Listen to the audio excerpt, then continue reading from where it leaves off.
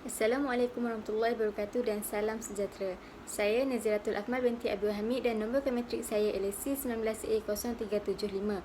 Okey, tajuk kajian saya ialah mitos tempatan beserta aplikasi teori dan contoh-contoh yang relevan.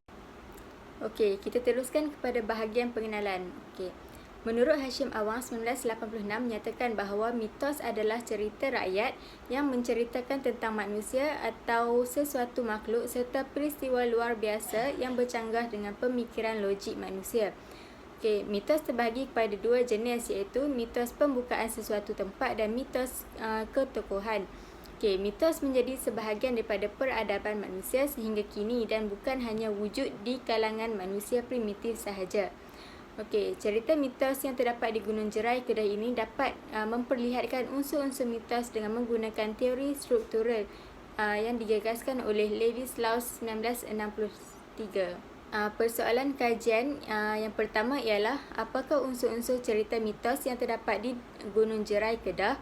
Yang kedua ialah bagaimanakah unsur-unsur cerita mitos yang terdapat di Gunung Jerai Kedah menggunakan teori struktural. Okey, seterusnya objektif kajian.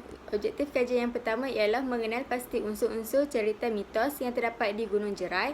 Yang kedua ialah menganalisis unsur-unsur mitos yang terdapat di Gunung Jerai Kedah dengan menggunakan teori struktural. Okey, seterusnya metodologi kajian. Dalam kajian ini, pengkaji menggunakan reka bentuk kualitatif yang mana ia meliputi kaedah kepustakaan, kaedah analisis teks naratif lisan, dan kaedah laman web dan kaedah teori struktural. Beralih kepada analisis kajian. Melalui kisah mitos yang wujud di Gunung Jerai Kedah ini, terdapat beberapa unsur mitos yang dapat dikeluarkan daripada setiap kisah. Okey, terdapat dua unsur mitos iaitu unsur mitos yang wujud dari kejadian alam dan yang kedua ialah unsur mitos yang wujud daripada kejadian misteri. Okey, unsur-unsur mitos ini akan dikaitkan dengan teori struktural.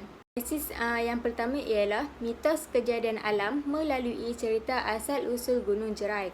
Okey, cerita legenda asal-usul Gunung Jerai ini dikatakan luar biasa kerana kewujudannya bermula dari sebuah pulau dan bertukar menjadi sebuah gunung. Kisah ini melibatkan unsur alam iaitu sebuah pulau yang mengalami proses hakisan dan mendapan sehingga membentuk sebuah gunung yang besar. Oleh itu, kisah mitos kejadian alam ini berkait rapat dengan teori struktural yang memberi tumpuan bagaimana sesuatu perkara itu bermula sebelum ia menjadi sesuatu itu.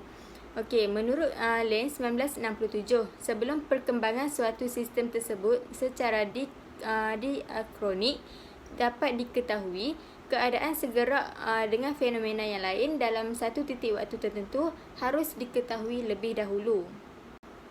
Okey, beralih kepada analisis kajian yang kedua iaitu mitos kejadian alam melalui legenda batu kapal.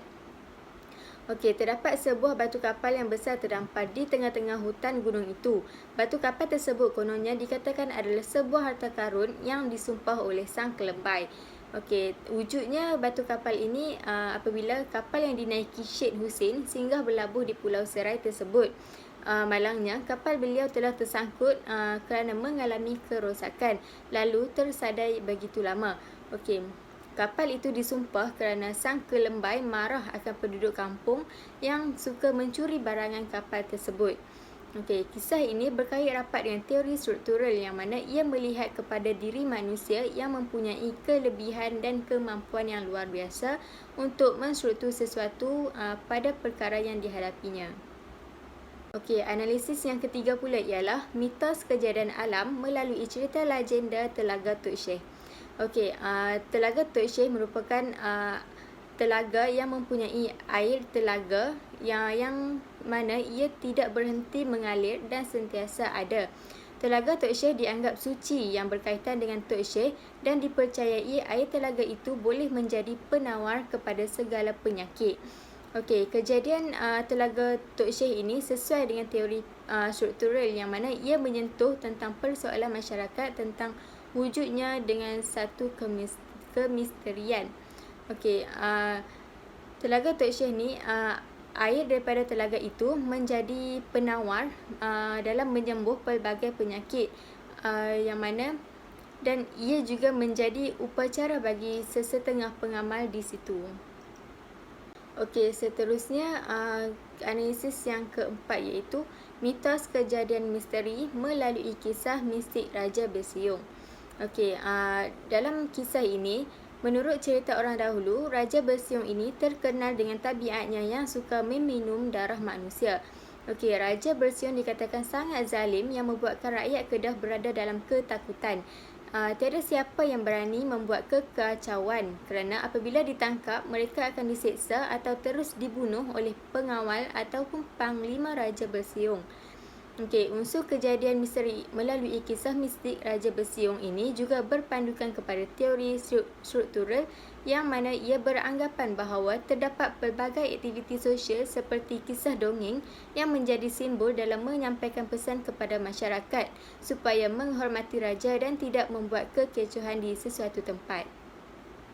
Bahagian penutup. Kesimpulannya, setiap cerita berunsurkan mitos seperti cerita mitos di Gunung Jerai Kedah ini ternyata membawa bukti bahawa unsur mitos yang digunakan dan diamalkan oleh masyarakat selama ini menjadi pegangan penting dalam membentuk identiti masyarakat dalam mengetahui asal-usul permulaan bangsa. Okey, unsur-unsur mitos ini juga menjadi alat bagi mendidik masyarakat kini kerana ia adalah satu cerita lisan yang mampu membentuk masyarakat yang bertamadun. Okey, cerita mitos ini mempunyai unsur yang tersendiri seperti unsur mitos kejadian alam dan unsur mitos kejadian mistik. Unsur-unsur mitos ini dihuraikan menggunakan teori struktural yang membawa kepada pencarian makna yang sebenar sesuatu kisah. Okey, itu sahaja daripada saya. Sekian, terima kasih.